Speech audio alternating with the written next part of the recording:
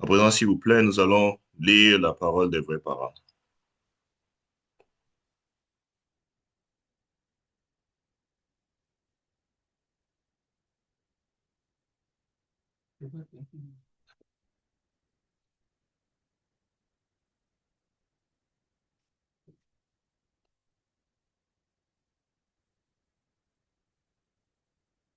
Section 5. Unir l'amour de trois générations. La famille est apte à embrasser l'histoire passée, l'époque actuelle et l'avenir.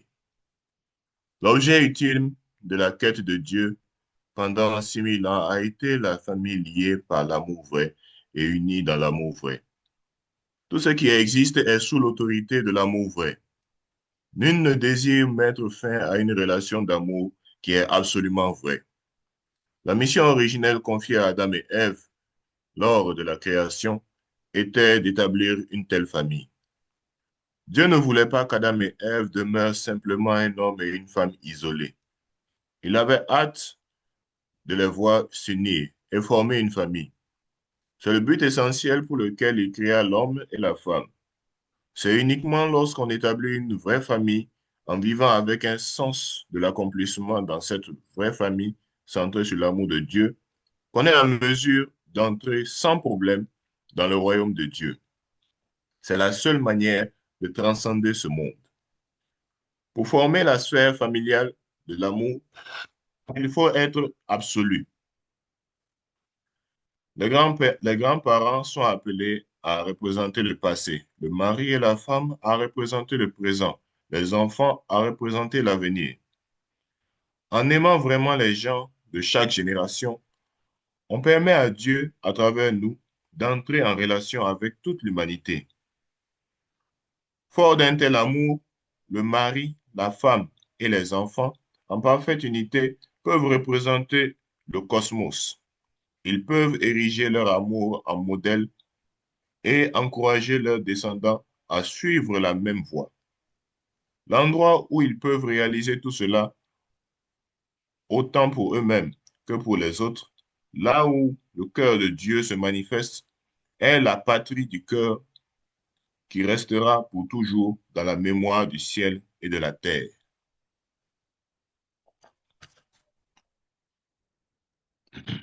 Qu'a recherché Dieu jusqu'à présent? Ce n'était pas un partenaire sujet, mais plutôt un partenaire objet idéal. Il a toujours été en quête d'être à son image, doté des aspects intérieurs et extérieurs du monde de sa création. Quelle est la base de départ pour les trouver? C'est la famille. Rien ne représente mieux le cosmos que la famille. S'unir avec ses parents, c'est joindre le passé et le présent. Aimer ses parents, c'est aimer le passé. Aimer son conjoint, c'est aimer le présent. Aimer ses enfants, c'est aimer l'avenir. On fait ainsi l'expérience de l'amour sur trois générations. La famille est le point central où se concentrent ces trois formes d'amour. Où commence la vie dans le royaume des cieux? Dans la famille. Elle ne se déploie pas ailleurs. Le royaume des cieux est tout simplement une extension de la famille en trois dimensions. Il n'existe pas en dehors de la famille. Quand vous étreignez votre conjoint, par conséquent, pensez que vous réalisez l'union de tous les hommes et toutes les femmes du monde. C'est la seule façon pour les familles d'établir la condition d'avoir aimé l'humanité entière. Voilà comment il faut vivre. Aimez vos parents. C'est relier l'histoire passée à l'époque présente. C'est ouvrir la voie qui permettra à Dieu de venir dans à votre rencontre, de venir à votre rencontre, pardon. Il est donc essentiel d'aimer vos parents. En le faisant, vous connectez tous les éléments du passé avec vous qui vivez dans le présent. Vous joignez ainsi le passé et le présent pour qu'ils ne fassent plus qu'un. Par ailleurs, en aimant vos enfants, vous reliez la réalité actuelle avec l'avenir. La pensée de l'unification est la philosophie qui rend hommage à cet amour et qui enseigne comment le mettre en pratique pour toute l'éternité. Merci, c'est la fin de la lecture. Recevons la parole des vrais parents par des acclamations. À présent, sans transition, nous allons appeler le commentateur du jour, Nestor Atindéo, pour nous offrir les commentaires sur vos ovations, s'il vous plaît.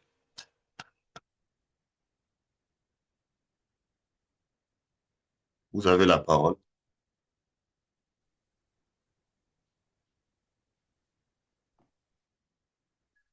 Bonjour,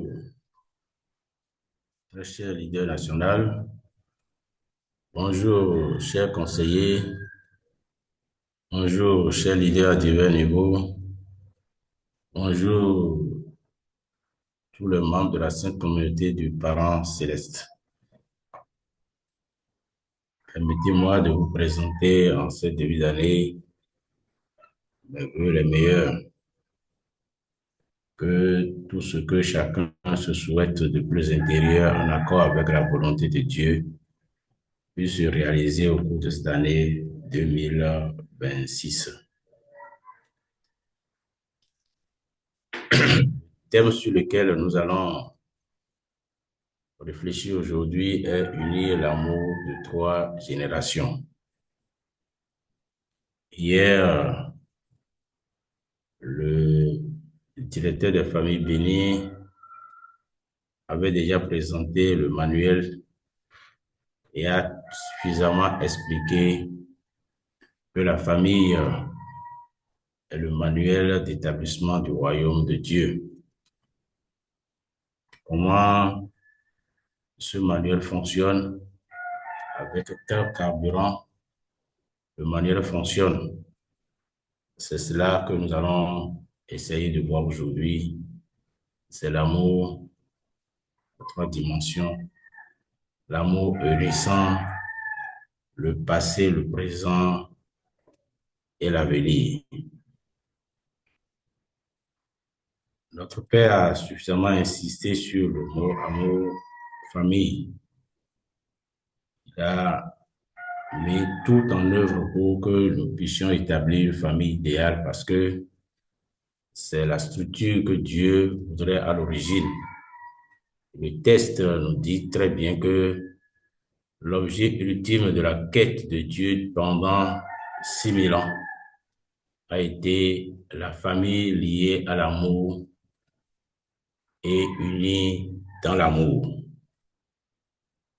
Famille liée à l'amour et unie dans l'amour a été la quête de Dieu pendant 6000 ans. Ça voudra dire que en créant Adam et Ève, Dieu a voulu que son amour puisse passer par Adam et aller vers ses enfants en une unité parfaite. Dieu étant le passé, Adam et Ève le présent et les enfants l'avenir. Mais très tôt, le présent et le passé ont rompu le lien. Et cela a été un désastre parce que l'avenir a été complètement hypothéqué. Et Dieu a couru derrière cet idéal pendant 6000 ans en permettant à ce que l'on puisse arriver à cet idéal. C'est pourquoi notre Père euh, insiste là-dessus. Et cela prouve à combien notre Père est vraiment le Messie. Parce que de toutes les religions, c'est lui seul qui insiste sur la vie de trois générations ensemble. Le passé, le présent et l'avenir.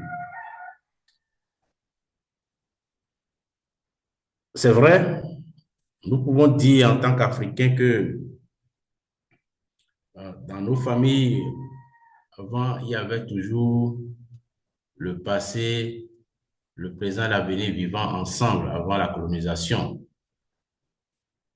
C'est vrai que dans certaines contrées de notre pays, il y a encore ce système qui fonctionne, où le grand-père est là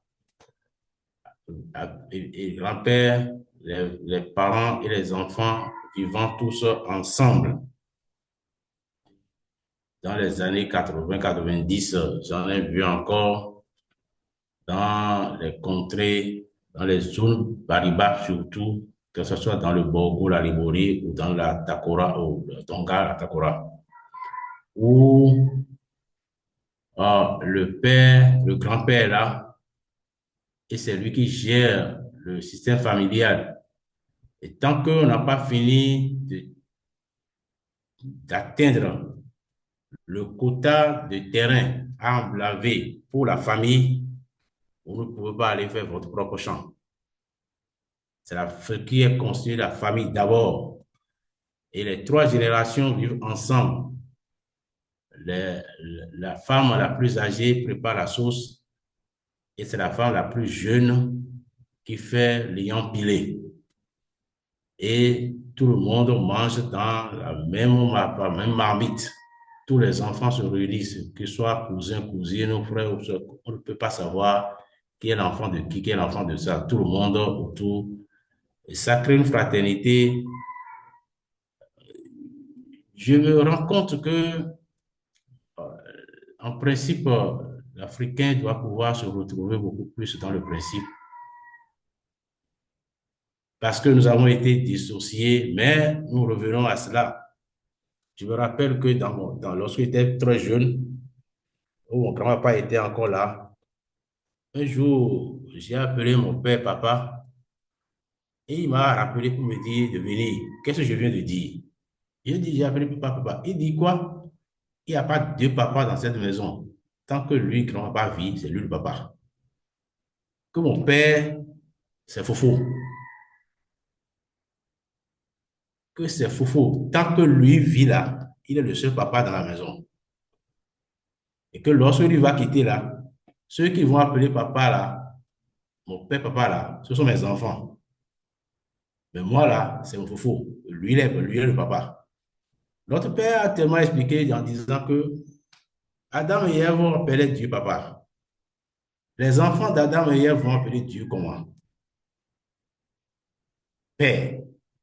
Ça voudra dire que les enfants d'Adam et Ève et Adam et Ève, du point de vue de Dieu, sont sur le même point d'égalité de frères. Je me rends compte plus tard que le vieux avait déjà cette notion ancrée dans son âme, mais il ne comprenait pas grand-chose. Et c'est ça que les gens expliquent en Afrique au départ. Mais l'Occident est venu avec son cortège de tout ce que nous connaissons. Nous allons redresser la chose. Votre père nous demande de redresser la barre. C'est pas facile que trois générations vivent ensemble en réalité. Mais si c'est le lien d'amour vrai que les vrais parents expliquent, nous ont expliqué en loin et à l'âge, la chose est possible. Ça demande d'efforts. Le lignage de Dieu ne peut que se transmettre qu'à travers les trois générations. Le lignage perdu ne peut être retrouvé qu'à travers les trois générations. Et qu'est-ce qui permet à ces trois générations d'avancer? Où se trouve l'amour? Où est-ce qu'on peut puiser l'amour de Dieu? C'est dans la parole de Dieu. La parole de Dieu véhicule l'amour de Dieu. Si ils arrivent à s'unir à la parole de Dieu, comme on a expliqué, le Hondoke, matin, abreuvé dans la parole de Dieu, ils trouveront l'amour de Dieu. Et la solution à toute situation se trouve encore dans la parole de Dieu, qui est l'amour de Dieu. Parce que l'amour de Dieu n'est nulle part ailleurs que dans la parole. On a dit la parole, au commencement était la parole. Et la parole s'est fait chair, et la parole a vécu parmi nous.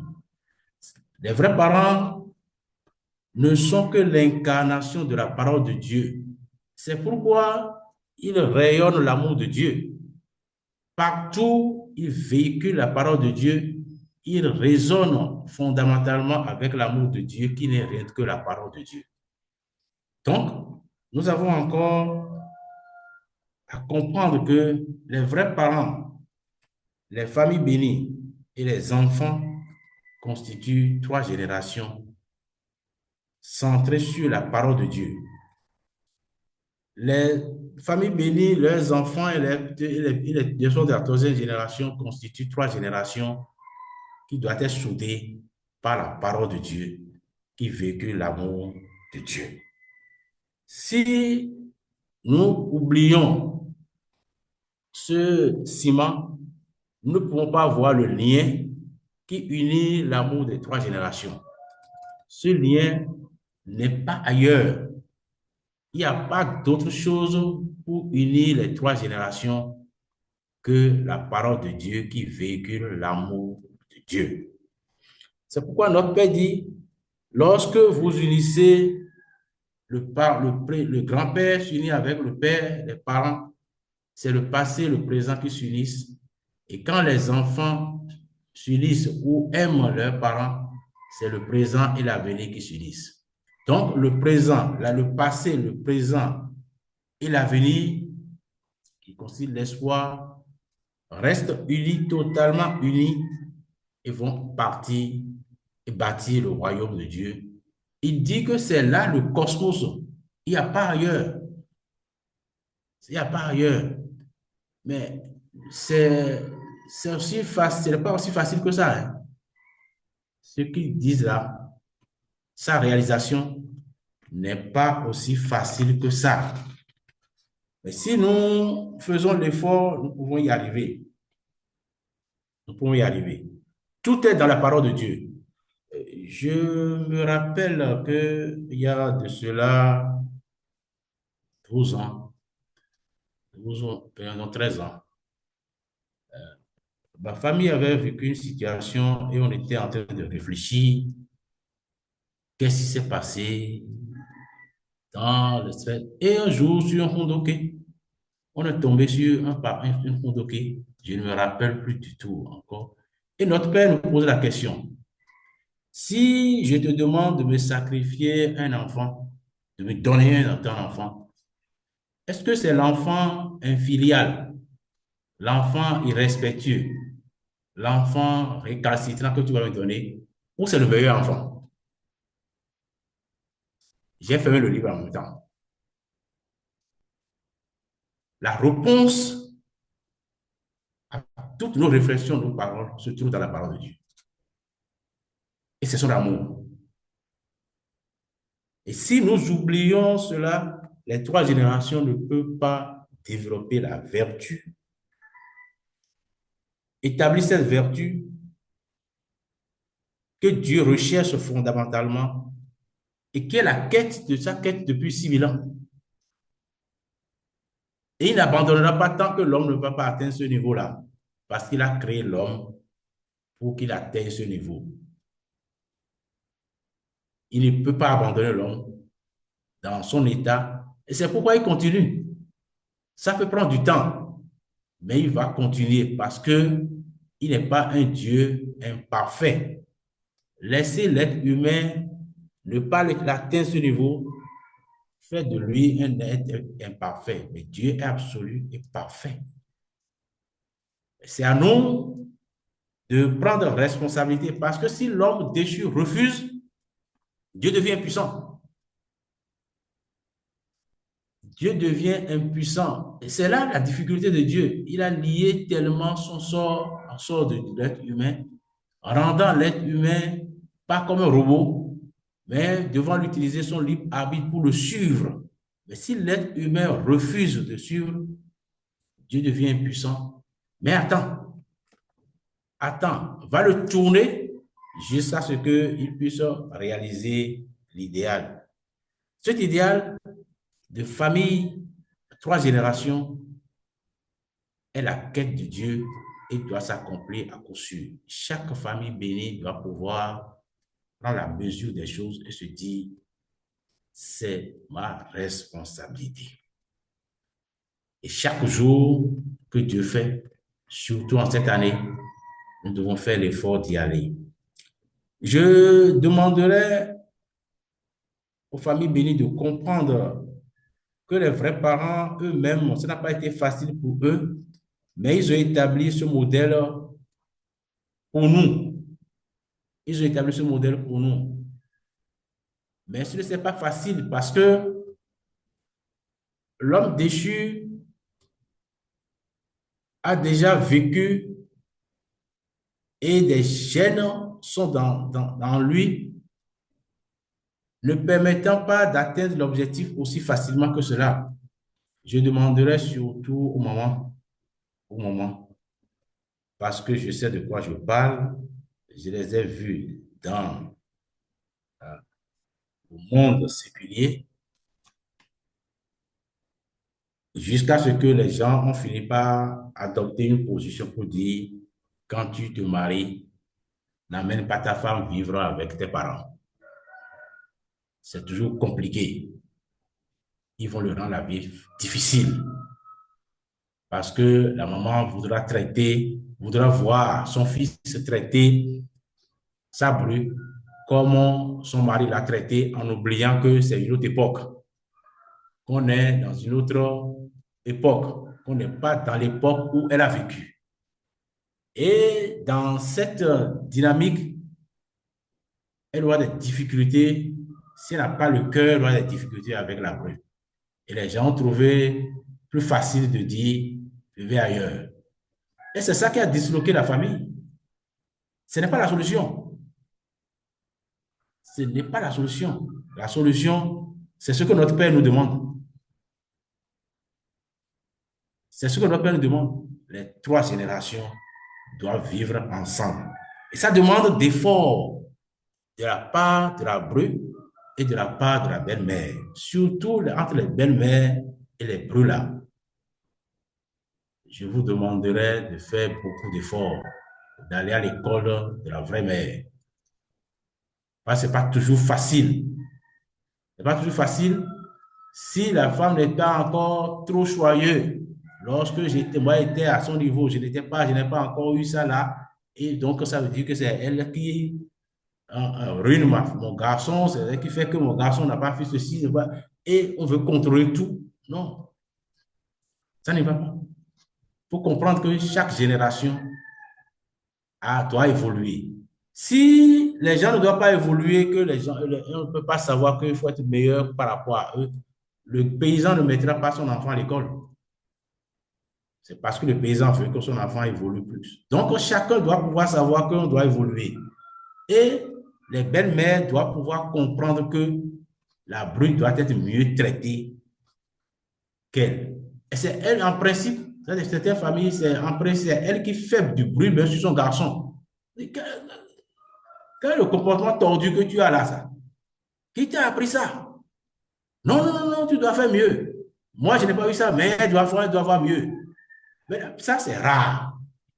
Mais c'est ça que notre Père veut. Ces cas-là sont très rares. Les cas qui sont légion, souvent, là, c'est l'autre côté, là. Et ça, ça ne date pas d'aujourd'hui. Ça ne date pas de cette génération. C'est venu de plusieurs générations. Mais nous devons l'arrêter. Nous, famille bénie, nous devons l'arrêter. Et comprendre que notre Père nous enseigne quelque chose de fondamental, qui était la quête de Dieu depuis 6000 ans. Ça veut dire qu'on a dit que Dieu a mis 6000 ans pour pouvoir atteindre cet objectif. Et il y a un modèle qui est sur la terre. Ça veut dire que c'est possible. Je demanderai à chacun de faire cet effort-là. Ce n'est pas facile. Rien n'est facile. Ça n'a pas été facile pour Dieu non plus. C'est pourquoi je demanderai que cette année 2026 soit une année d'accomplissement, parce que c'est l'année du cheval. Le cheval, avec ses qualités de dextérité, de droiture, de loyauté, de perspicabilité, nous devons hériter d'endurance.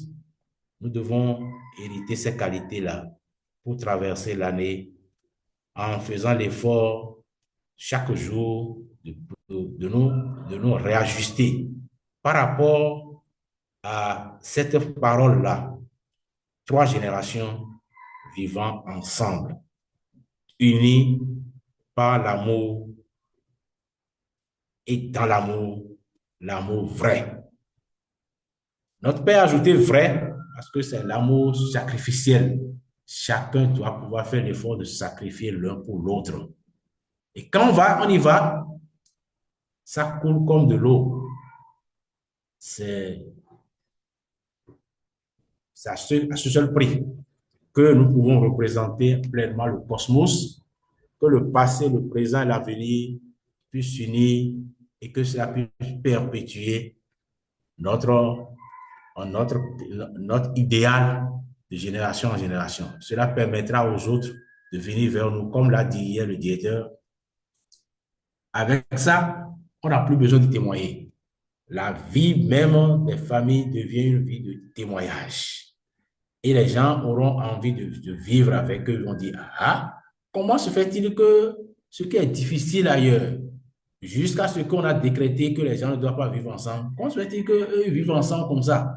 Et on n'entend pas, il y a l'harmonie. 3 générations, le grand-père est là, le père est là, les enfants sont là, avec leurs femmes. Et ils vivent ensemble en harmonie. Comment ça? Comment ils font? Qu'est-ce qui est leur ciment? Qu'est-ce qui est leur secret? Et c'est ce secret-là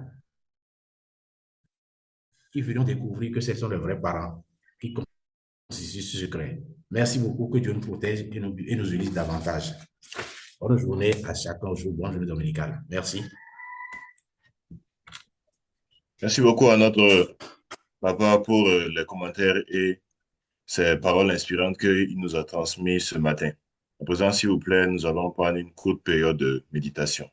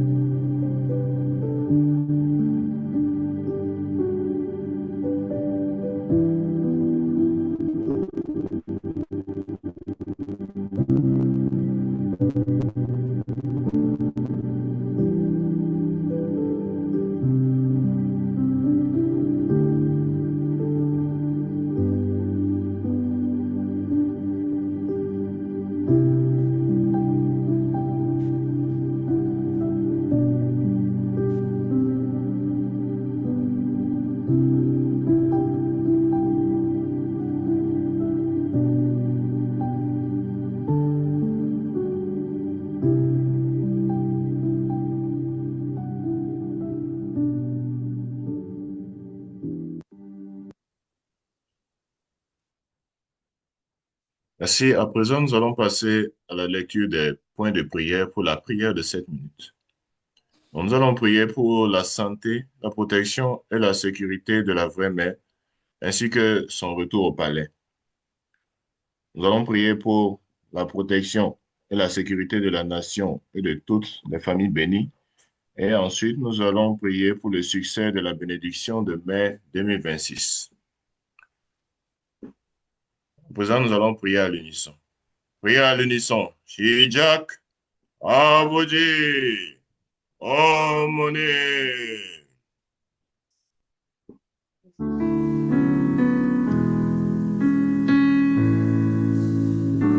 전심원 기도로 우리는 다시 일어섭니다. 매일 우린 넘어집니다. 오늘 하루도 힘겨워합니다. 당신 마음을 울리는 죄인입니다. 우리 오늘 회개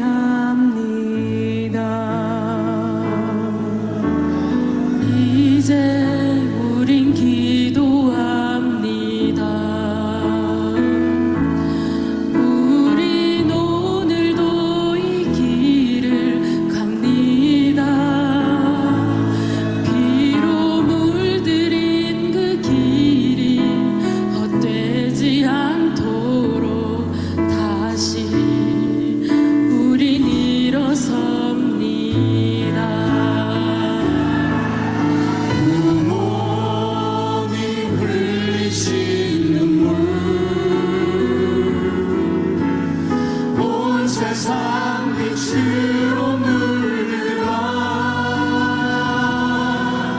헤일 수 없는 그 사랑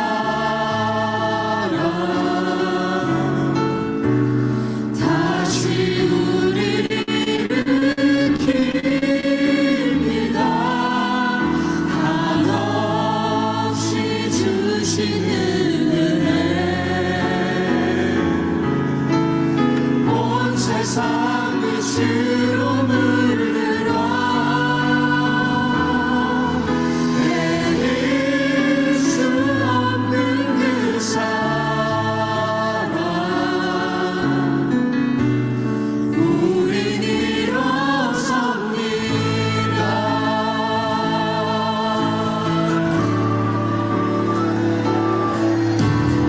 매일 우린 넘어집니다.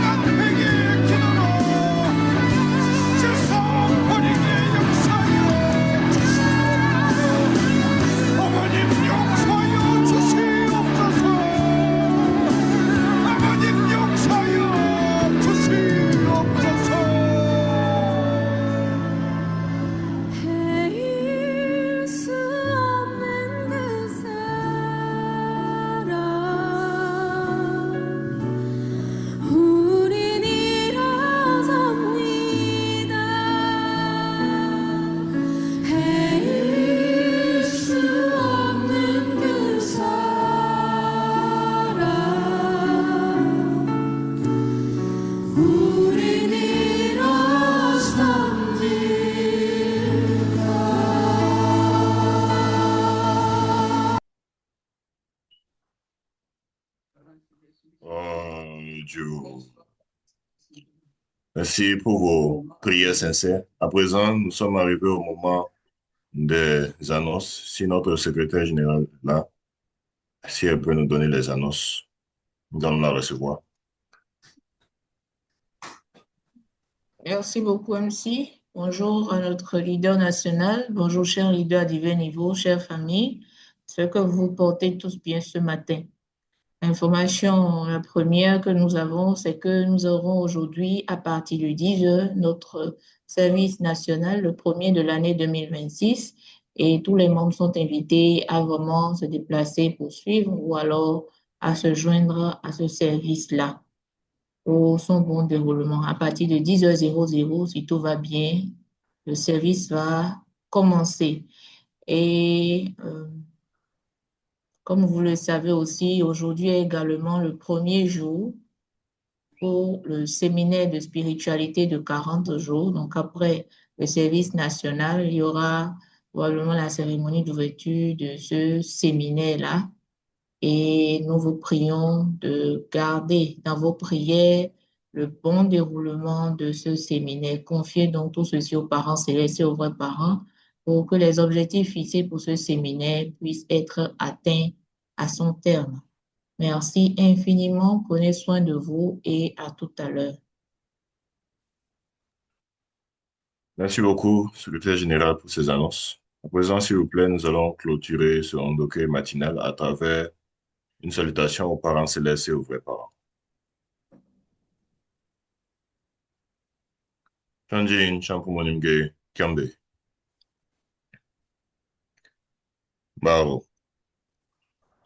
Au fond, gloire et honneur aux parents célestes et aux vrais parents. Merci beaucoup d'avoir participé à ce service du matin de Ondoké. Nous prions que vous ayez une bonne journée dominicale sous la protection de notre très cher parent céleste et de nos vrais parents. Merci beaucoup. Bonne journée.